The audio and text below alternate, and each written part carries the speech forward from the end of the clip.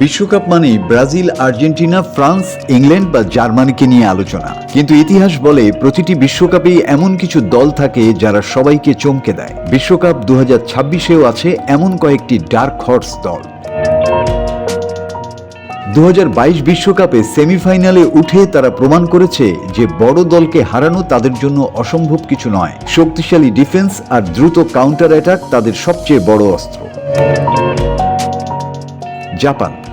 সাম্প্রতিক বছরগুলোতে জাপানের খেলোয়াড়রা ইউরোপের বড় বড় ক্লাবে খেলছে। তাদের গতি, শৃঙ্খলা আর টিমওয়ার্ক যে কোনো শক্তিশালী দলকে বিপদে ফেলতে পারে। কলম্বিয়া।